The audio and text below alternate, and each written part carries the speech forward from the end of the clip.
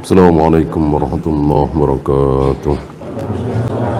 Innal hamdalillah nahmaduhu wa nasta'inuhu wa nastaghfiruh wa na'udzu billahi min shururi anfusina wa min sayyiati a'malina. Man yahdihillahu fala mudilla lahu wa may yudlil fala hadiya lahu.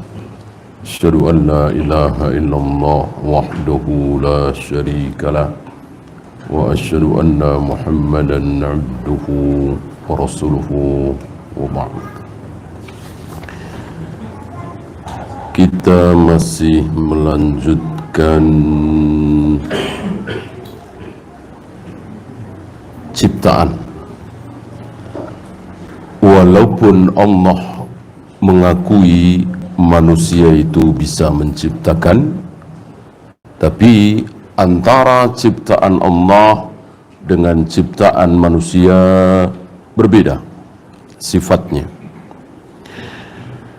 Penciptaan manusia menciptakan sesuatu pasti memakai bahan dasar, ada bahannya. Adapun Allah sanggup menciptakan sesuatu tanpa bahan dasar, tadinya tidak ada apa-apanya.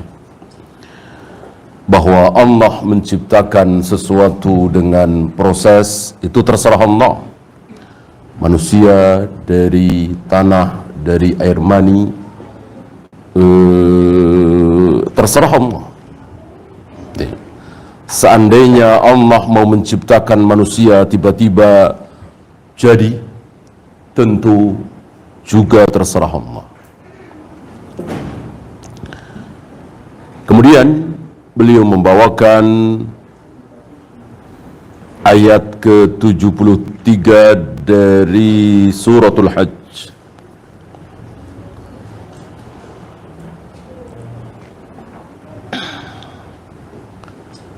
Ya ayuhan nas, wahai manusia, duriba masalun, telah dibikin satu perumpamaan. Tentu Allah yang membikin satu perumpamaan.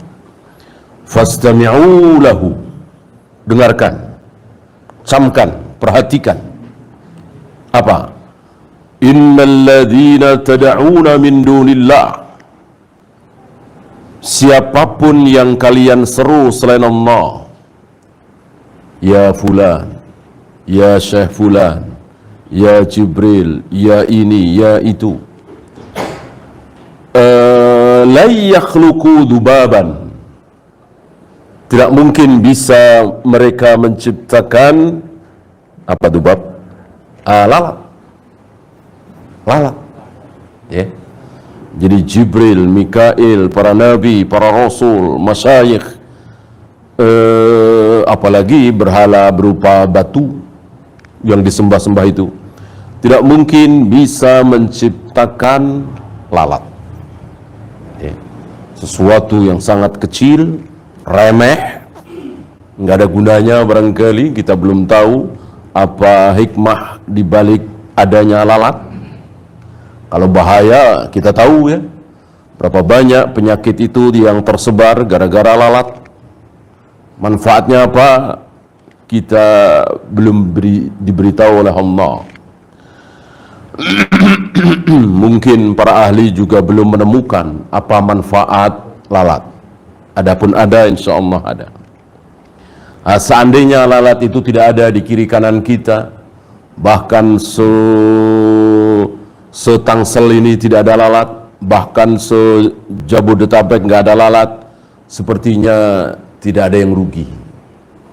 Ya, tidak ada yang nyari-nyari. Nah, sesuatu yang sangat sederhana ini mereka tidak sanggup menciptakan. Yang mereka sembah itu, yang mereka besar-besarkan, yang mereka agung-agungkan, menciptakan lalat saja tidak sanggup. Walau ijtama'u lahu, walaupun mereka berkumpul bekerja sama. Ya. Jadi wajib kita imani bahwa seandainya Jibril, Mikail, para nabi, para rasul bekerja sama tanpa izin Allah menciptakan lalat, nggak akan sanggup. Apalagi yang disembah selain Allah itu. Wa iyaslubhumudz dzubabu syai'an. Bahkan seandainya lalat itu mengambil sesuatu pada diri mereka, kan di berhala-berhala itu ada sesuatu, apalagi berhala waktu itu pernah kita bahas di zaman Abu Jahal, Abu Lahab, banyak berhala itu berupa makanan, adonan kue dari tepung, terigu, segala macam, diambil oleh lalat itu. Lalat hinggap di situ, mengambil sesuatu, kemudian terbang. La yastankiduhu minhu. Berhala-berhala ini tidak sanggup mengambilnya lagi, tidak sanggup mempertahankan sesuatu yang telah diambil oleh si lalat itu. Betapa lemahnya dan betapa bodohnya orang-orang yang menyembah berhala itu, termasuk sebagian kaum muslimin yang merasa diuntungkan, merasa dirugikan, merasa mendapat manfaat, merasa terhindar dari sebuah kemudaratan lantaran hal-hal tersebut. Keris, jimat, wafak, raja, segala macam.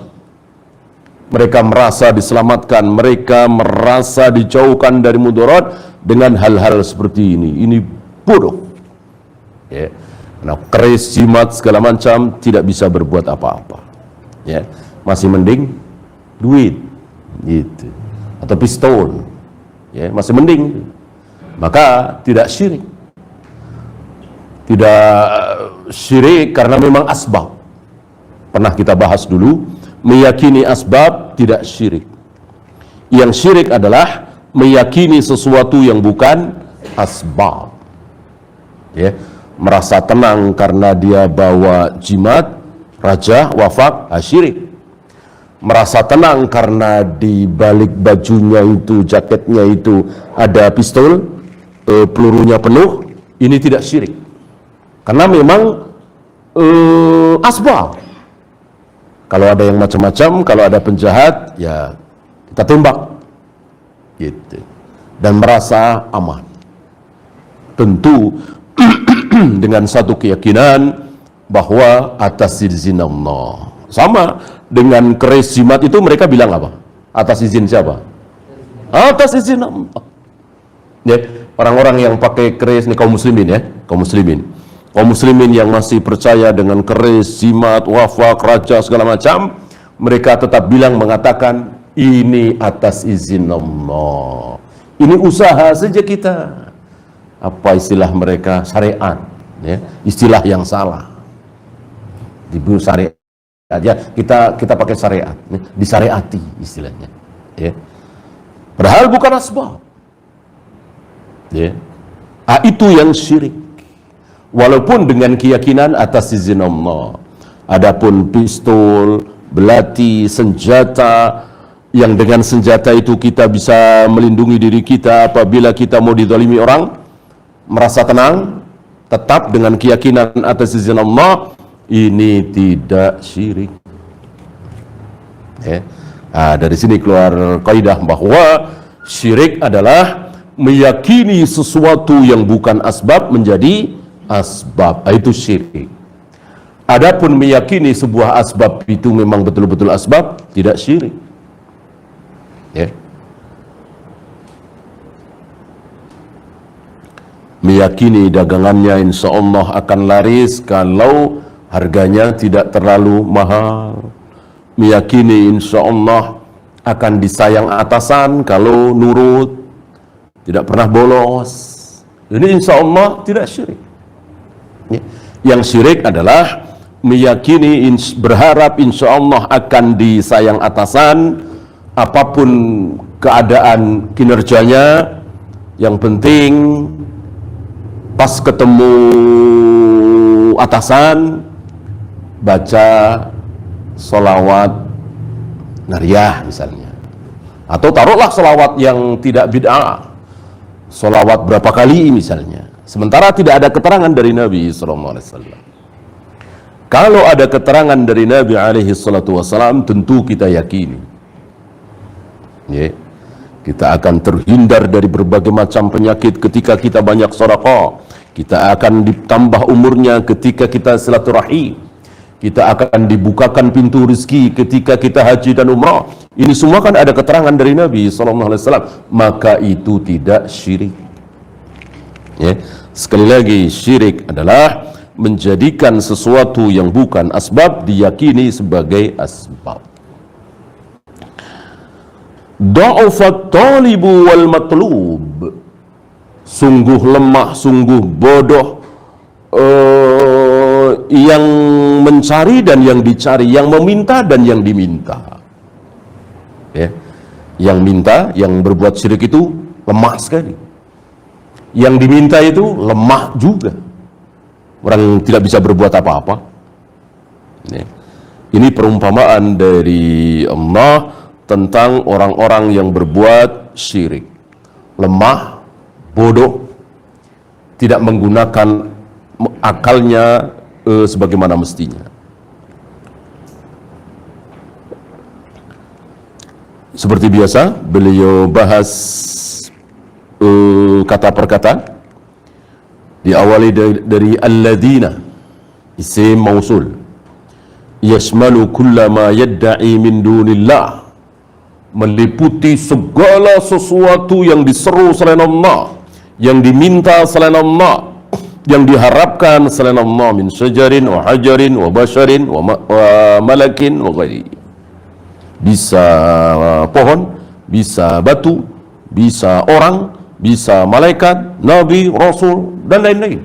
Pokoknya bukan Allah. Syirik. Nggak ada. Kalau malaikat mending, nggak terlalu syirik daripada nabi. Kalau nabi mending daripada syekh. Kalau syekh mending daripada orang biasa. Nggak ada. Nggak ada mendingan.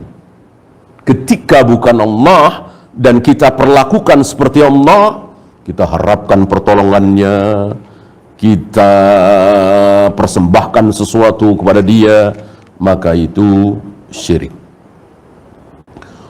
Kullul ladzina yad'una min dunillah, semua yang diseru selain Allah. Allah diseru apa tidak? Diseru juga.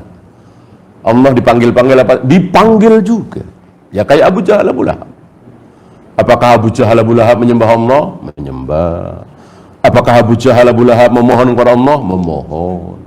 Apakah Abu Jahal, Abu Lahab cinta kepada Allah? Cinta. Tapi bukan Allah doang. Yang disembah oleh Abu Jahal, Abu Lahab bukan cuma Allah. Yang dicintai oleh Abu Jahal, Abu Lahab bukan Allah saja. Cinta ibadah ya. Karena cinta ada fitrah. Seperti laki mencintai perempuan, perempuan mencintai laki-laki, kita semua mencintai, menyukai anak-anak, itu fitrah. Ya, termasuk mencintai harta dunia, fitrah. Ada cinta penghormatan. Kita mencintai ayah kita, ibu kita, guru kita.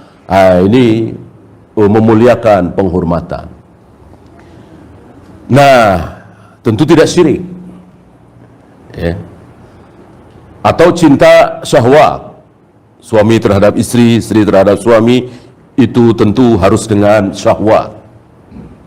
Akan hancur sebuah rumah tangga ketika tidak ada syahwat. Ya. Oleh karena itu ketika Saudah binti Zam'ah merasa sudah cukup tua, yang menurut Saudah Nabi sudah tidak berhasrat lagi, syahwat lagi, maka Saudah merelakan gilirannya untuk Aisyah. Berarti Saudah tahu di antara istri-istri Nabi yang paling dicintai oleh Nabi adalah Aisyah. Makanya diserahkan kepada Aisyah. Berarti yang lain sehari-sehari, Aisyah 2 hari mengambil hari Saudah. Ya. Saudah tidak digilir, tapi tetap menjadi istri Nabi sallallahu alaihi wasallam.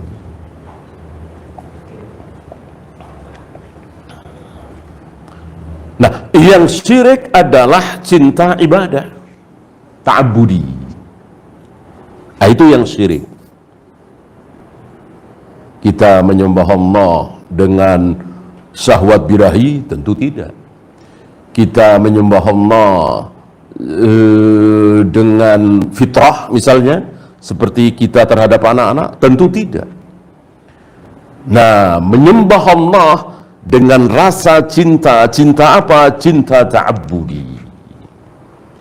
Maka kadang di antara kita ada yang khusyuk, menangis karena cinta. Cinta apa? Ta'abbudi. Nah, ini yang tidak boleh ada untuk selain Allah.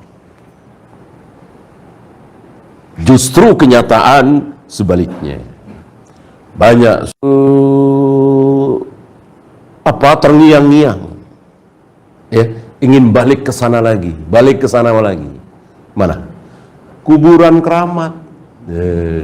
Ada rasa cinta. Ya, kalau ingin balik lagi ke Masjidil Haram, Masjid Nabawi, jelas itu sunnahnya, jelas itu dalilnya. Tapi kalau rindu ingin kembali lagi ke sana, ingin ke sana, dan ketika sampai di sana luar biasa, ada perasaan lain. Ini dijadikan dalil oleh mereka. Mereka lupa bahwa ada setan, ada iblis yang membuat perasaan mereka menjadi cinta ta'abudi ke tempat itu. Iblis kan tahu mana yang hak, mana yang batil. Iblis tahu mana yang syirik, mana yang tauhid. Jadi syirik nih, ya, dibikin cinta. Maka tangisan, ketenangan, kehusuan bukan dalil. Dalil adalah qala Allah wa qala Rasul ala fahmi sahabat. Nah, kesalahan sebagian saudara-saudara kita karena tidak faham dengan kaidah besar ini, bahwa dalil hanyalah qala Allah wa qala Rasul ala fahmi sahabat, maka ini dijadikan dalil. Setiap kali saya datang ke kuburan Syekh ini, tenang hati saya. Ketika jauh, merasa rindu. Bahkan ketika sholat di masjid, sholat di rumah, biasa saja. Sholat di atas kubur Syekh itu, menangis, meneteskan air mata. Siapa yang bikin? Siapa lagi kalau bukan iblis? Siapa lagi? Kita tidak ragu mengatakannya. Karena apa? Karena kita tahu dalil. Dikiranya dari Allah, dikiranya ini bukti kebenaran. Karena mereka menjadikan perasaan, tangisan, kehusuan sebagai dalil. Sedangkan ahlu sunnah, bagi ahlu sunnah dalil cuman qala Allah wa qala Rasul ala fahmi sahabat. Gak ada mimpi, gak ada mimpi jadi dalil, ya. Jangan bawa-bawa mimpi. Walaupun mimpi seorang alim besar tidak mungkin dijadikan sumber hukum, dijadikan dalil. Dalil mimpi sekarang ini lagi banyak keluar, ya, di medsos, membela maulid, ya. Mereka cari ayat nggak ada, hadis nggak ada, ya mimpi-mimpi lumayan lah. Banyak sekali. Yang Syekh mimpi ketemu Rasulullah, dicium oleh Rasulullah, segala macam dijadikan dalil. Kenapa engkau cium aku ya Rasul? Nabi menjawab, karena engkau rajin merayakan maulid. Itu jamaahnya Masya Allah, Subhanallah, ya. Karena tidak dididik dari awal bahwa dalil itu qala Allah wa qala Rasul ala fahmi sahabat. Maka Syekh Albani pernah mengatakan, jangan kalian tanyakan tentang takwil mimpi kepadaku. Aku nggak bisa, aku nggak sanggup. Syekh Albani, ya. Jangan sampai nanti menjadi fitnah, ya. Karena kadang di antara kita terfitnah dengan mimpi-mimpi semacam itu. Jangan, ya. Sekali lagi, dalil hanyalah qala Allah wa qala Rasul ala fahmi sahabat. Adakah yang lain? Tidak ada. Tidak ada. Bahkan kesepakatan 4 imam madhab dalil bukan? Bukan. 4 imam madhab sepakat. Dalil? Bukan. Ini difahami oleh Syekhul Islam, sementara tidak difahami oleh umumnya kaum muslimin, bahkan pemuka-pemuka agama hari itu. Maka Syekhul Islam karena menganggap 4 imam madhab ini bukan dalil, maka beliau berani menyelisihi dalam masalah jatuhnya talak 3 ketika diucapkan sekaligus. 4 imam mazhab ini sepakat itu jatuh talak 3. Syekhul Islam berani karena memang bukan dalil. Apakah harus tunduk dengan 4 imam mazhab? Ya, maka beliau katakan tidak, tetap jatuh talak 1. Siapa yang benar? Wallahu a'lam, hanya Allah yang tahu apakah 4 imam mazhab apa Syekhul Islam, tapi setidaknya beliau berhak dan siapapun berhak. Termasuk kita semua kalau kita memang punya dalil. Kalau kita memang belajar dan dalam satu permasalahan misalnya ya, enggak masalah. Bagi mereka luar biasa ini. Seolah tidak boleh ada mazhab kelima. Ya, apalagi ke-6, ke-7. Padahal mazhab di dalam Islam ada berapa? Ada puluhan. Kan sering dikatakan oleh Ibnu Hajar misalnya, inilah mazhabnya Imam Bukhari. Ini berbeda dengan mazhab gurunya Yahya bin Ma'in, Ali bin Madini misalnya. Ini mazhab kan cuman pendapat. Yang namanya pendapat bisa benar, bisa salah. Mereka mengira mazhab itu cuman 4. Hanafi, Maliki, Syafi'i, Hambali, cuman itu. Bahwa mereka berempat ini yang terbesar, ya. Yang alim luar biasa, betul. Tapi bukan berarti bahwa yang lainnya tidak ada. Ya, mereka disebut imam madhab, berhak berpendapat, mujtahid mutlak.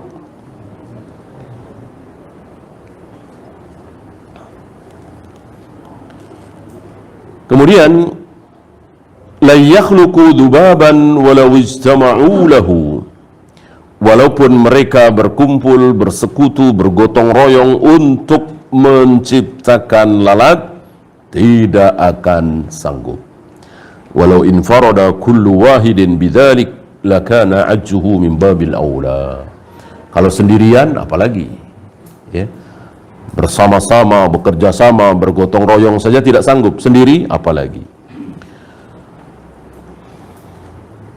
Wa iyaslubhumud dubabu syai'an la yastankiduhu minhu hatta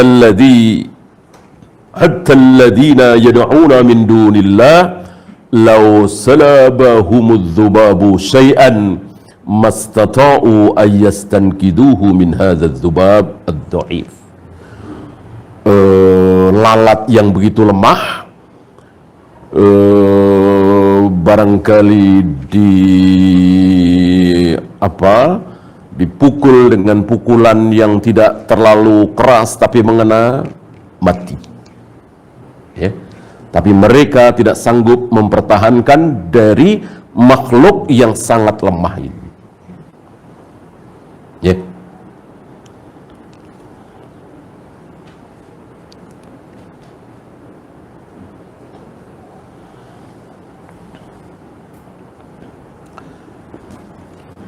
Sekarang lanjut ke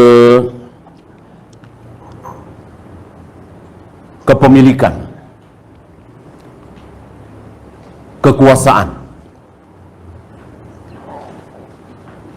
Innallaha munfaridun bil mulki.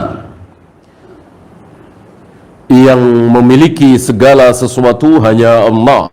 Segala sesuatu milik Allah. Berarti makhluk itu tidak punya apa-apa. Yang punya adalah Allah. Yang punya istri kita, yang punya anak kita, bahkan yang punya diri kita, Allah. Ya. Berarti makhluk itu tidak punya apa-apa, tidak memiliki apa-apa. Lalu bagaimana dengan surat An-Nur? Ini mirip dengan yang kemarin ciptaan, sekarang kepemilikan. Dan beberapa ayat yang lain. yang berbunyi au ma malaktum mafatihahu. Rumah-rumah, ini ayat ini menceritakan bolehnya masuk rumah ayah kita, bolehnya masuk rumah ibu kita, bolehnya masuk rumah paman kita, bibi kita, dan seterusnya, yang berarti di luar itu tidak boleh. Harus izin dulu. Kenapa? Jawabnya aurat. Jadi izin untuk memasuki rumah itu alasannya atau salah satu alasannya adalah aurat. Ya. Kalau kita masuk ke rumah ayah kita, ibu kita, kan kita boleh melihat rambut ibu kita, leher ibu kita, gitu. Adapun kita masuk rumah teman, tetangga, tentu harus minta izin dulu. Agar apa? Agar mereka pakai jilbab dulu, nutup aurat dulu, baru membukakan pintu. Ya. Maka dikatakan al-istidzan min ajli aurat. Minta izin itu karena untuk menjaga aurat. Salah satunya tentunya. Yang lain ada. Artinya ketika kita ada di rumah kita, kemudian ada orang yang masuk, Assalamualaikum, Assalamualaikum, kita jawab dengan pelan atau dalam hati, kita tidak bukain pintu karena kita tidak kenal dengan dia, atau kita malas nemuin dia, atau kita saking capeknya mau tidur. Boleh apa tidak? Boleh. Tidak harus minta maaf. Ya, maaf ya, nggak terima tamu, maaf ya, saya terlalu, nggak harus, udah diam saja, nggak usah dijawab, ya, jawab dalam hati atau lirik saja. Itu hikmah yang lain. Hikmah yang lain juga tadi aurat. Maka dikatakan di surat An-Nur ini, silahkan masuk tanpa izin ke rumah ayahmu, ibumu, saudaramu, pamanmu, bibimu, dan seterusnya, karena memang mahram. Ya. Nah, terusan dari ayat itu, au ma malaktum mafatihahu, atau rumah-rumah yang kuncinya engkau malak, engkau miliki, engkau kuasai. Berarti di sini Allah mengakui bahwa seseorang itu, manusia itu bisa malak, bisa memiliki, menguasai kunci. Kata Allah sendiri. Kenapa Anda bilang tadi bahwa segala sesuatu milik Allah? Manusia tidak memiliki apa-apa. Ya. Termasuk di awal-awal surat Al-Mu'minun, illa ala azwajihim aw ma malakat aymanuhum. Ini ketika Allah menceritakan haramnya kita laki-laki melampiaskan syahwat.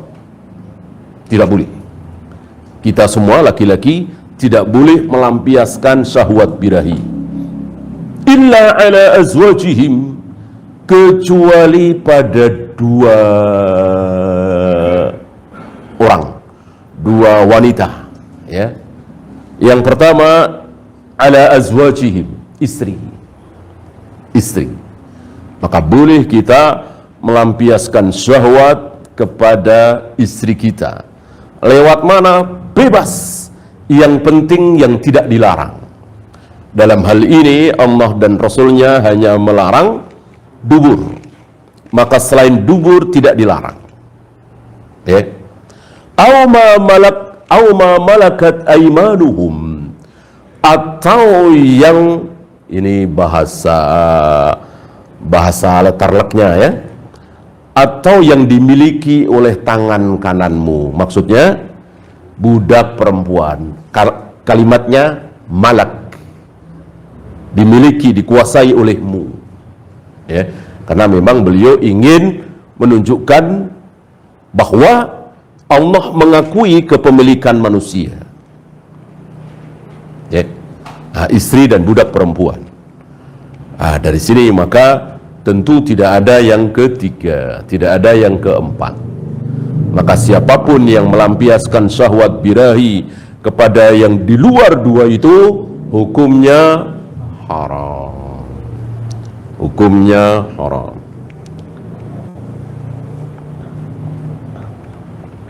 Nah, ayat-ayat tadi kan menjelaskan bahwa manusia itu diakui oleh Allah memiliki sesuatu. Kenapa Anda tadi katakan bahwa tidak ada yang memiliki sesuatu kecuali Allah? Apa jawab beliau? Annal jam'a bainahuma min wajhain. Ada dua jawaban. Ada dua wajah untuk menjamak pertanyaan tadi, kemuskilan tadi. Seolah bertentangan, kan? Kan kalau bertentangan di jamak, thariqatul jam'i. Jangan buru-buru pakai thariqatut tarjih. Hati-hati, thariqatut tarjih. Thariqatut tarjih ini sudah tidak bisa dijamak lagi. Sudah tidak bisa dikompromikan lagi. Ya sudah, thariqatut tarjih. Yang satu dipakai, yang lain dibuang. Seperti Bilal pernah mengatakan Rasul pernah sholat di dalam Ka'bah. Sementara Fudail bin Abbas mengatakan Rasul belum pernah sholat di dalam Ka'bah. Bertentangan kan? Bisa dijamak? Gimana caranya? Cara menjamaknya gimana? Ya. Kalau Aisyah sama Ibnu Abbas masih bisa. Aisyah mengatakan Rasulullah belum pernah melihat Allah. Ibnu Abbas mengatakan Rasulullah pernah melihat Allah. Gimana cara menjamak? Bisa. Karena dalam kaidah syar'i melihat itu bisa dengan mata, nadhariyah, bisa dengan hati, qalbiyah, bisa dalam mimpi, manamiyah. Yang dimaksud Aisyah Rasul belum pernah melihat Allah itu dengan mata kepala langsung. Dalam peristiwa Isra Mi'raj, Nabi pun terhijab, tidak melihat Allah, hanya mendengar suara. Adapun yang dimaksud oleh Ibnu Abbas, Rasul pernah melihat Allah itu dengan hati atau dalam mimpi. Rasul pernah mengatakan, aku pernah bermimpi melihat Allah dalam sebaik-baik, sebagus-bagus rupa. Nah, adapun dengan mata saat terjaga belum pernah bisa dijamak kan? Nah, kalau perbedaan antara Bilal dengan Fudail bin Abbas tadi gimana menjamaknya? Satu bilang Rasul pernah sholat di dalam Ka'bah, satu lagi bilang Rasul belum pernah sholat di dalam Ka'bah. Gimana menjamaknya? Gimana cara menjamaknya? Mengkompromikannya gitu. Nggak bisa.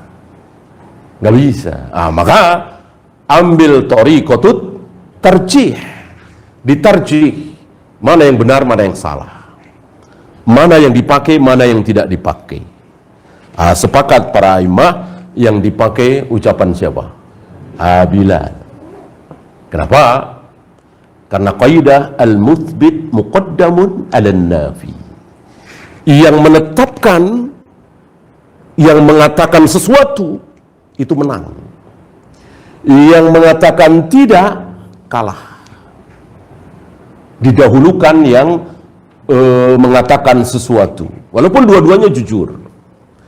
Dua-duanya siqah. Dua-duanya kan sahabat. Sahabat semuanya kan adil, siqah. Kenapa kita tidak terima ucapan Fudail bin Abbas yang mengatakan Rasulullah belum pernah sholat di dalam Ka'bah? Berarti kita meragukan kejujuran dia. Bohong? Enggak bohong, tapi dia enggak tahu. Nah, orang enggak tahu misalnya ditanya, belum pernah. Ya enggak tahu. Sementara Bilal mengatakan Rasul pernah sholat di dalam Ka'bah, berarti tahu. Ini bisa diterapkan dalam kehidupan sehari-hari. Kalau yang lain bilang enggak, ada yang bilang iya, menang dia. Ya. Atau yang lain diam, yang ini berbicara, berarti dia tahu. Dengan syarat tentu semuanya siqah. Ya. Nah, thariqatut tarjih jangan dipakai sebelum menempuh thariqatul jam'i. Maka di sini beliau menempuh thariqatul jam'i, menjamak, mengkompromikan. Anna mulkal insani lisyai'i laisa 'amman syamilan, kata beliau, bahwa kepemilikan seorang manusia itu tidak sempurna, tidak secara umum. Ambil contoh misalnya, saya tangan ini milik saya, bukan milik antum kan? Apakah dengan demikian saya boleh perlakukan tangan saya ini suka-suka saya? Saya silet-siletin misalnya, ya kan? Dosa kan?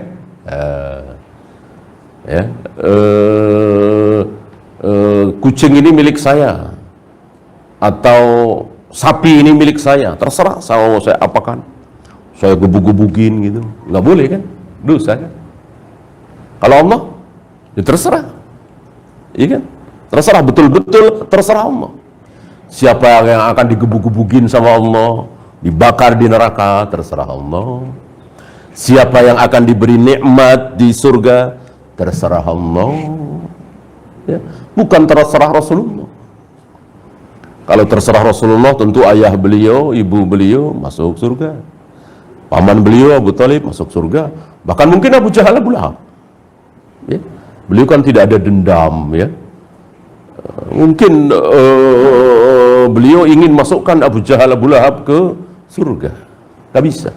Bukan terserah beliau, tapi terserah Allah. Ini yang dimaksud bahwa kepemilikan itu terbatas di situ. Ya.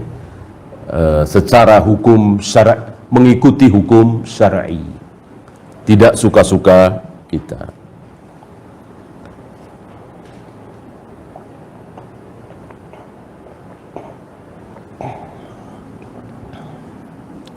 Bahkan beliau contohkan di sini, seandainya lau bi'tu dirhaman bidirhamain, aku jual satu dirham ini dengan 2 dirham, aku tukarkan beras 10 kilo ini dengan 8 kilo, dia mau, yang beli juga mau.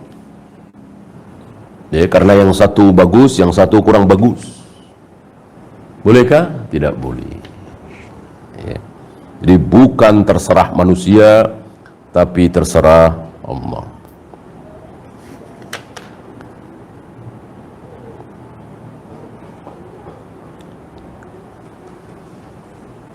Li'annani amliku ma tahta yadi wa la amliku ma tahta yadika. Aku mengambil contoh beliau, ya. Kita terjemahkan dengan kita menguasai apa yang ada di tangan kita, sementara kita tidak menguasai apa yang ada di tangan orang lain. Ya. Berarti kan terbatas. Wal kullu mulkullah, sedangkan segala sesuatu ini milik Allah. Nggak ada yang bukan milik Allah. Sementara yang menjadi milik kita terbatas sekali. Ya.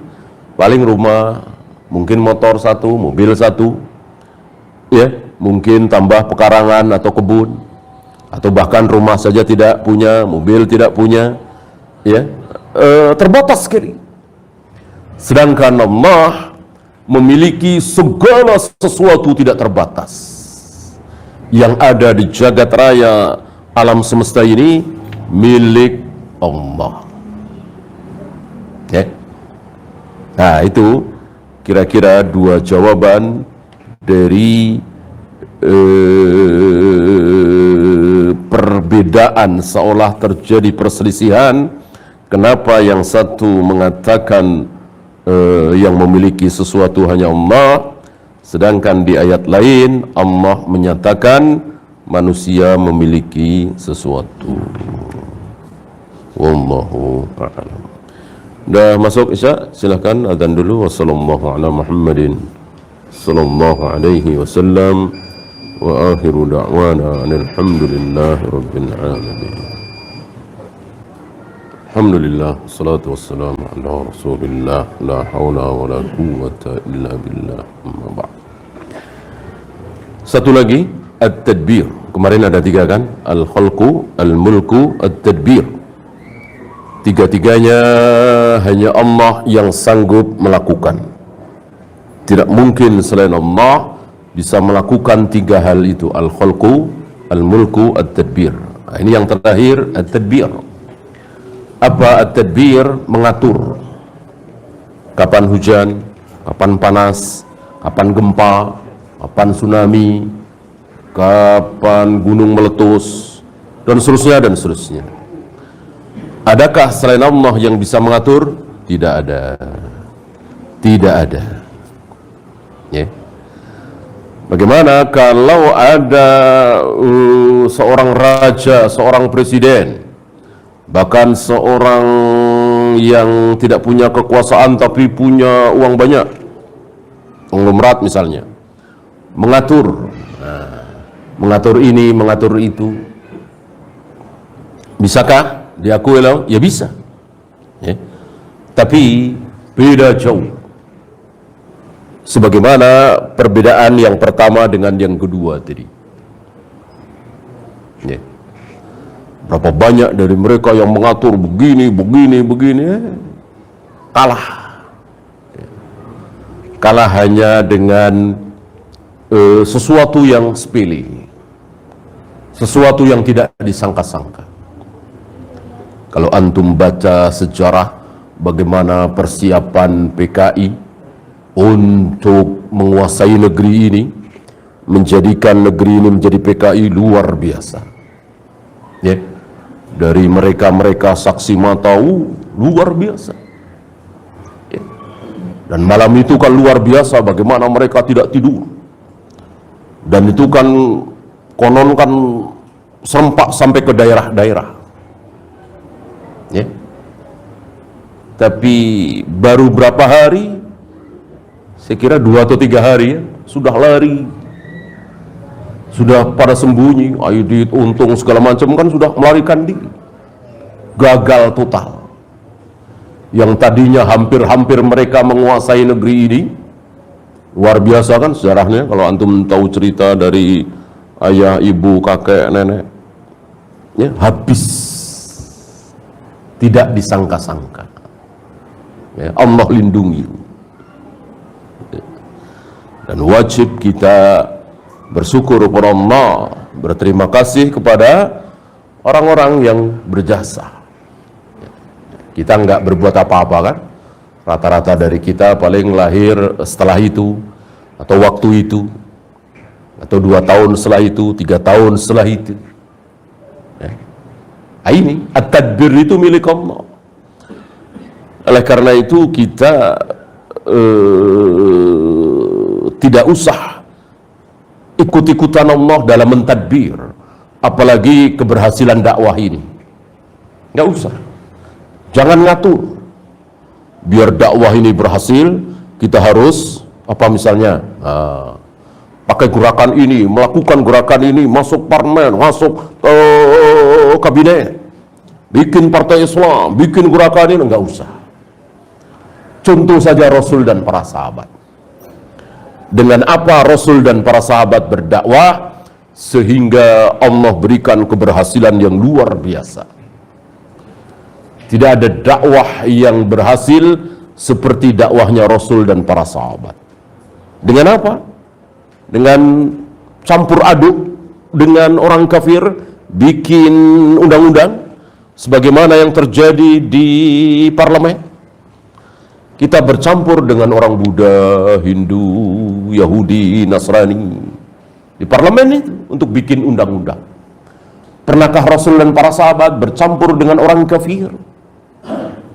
Padahal kan ditawari. Di awal-awal dakwah di Mekah kan ditawari oleh Abu Jahal, Abu Lahab. Kita nggak usah berantem, kita nggak usah saling hujat, saling caci maki Tuhan kita masing-masing. Kan terkenal Darun Nadwah itu kan. Diundang beliau. Maukah beliau? Tidak mau. Turun surat Al-Kafirun itu kan. Nggak mau. Nah, bagaimana hari ini sebagian saudara-saudara kita mau menunjukkan mereka putus asa.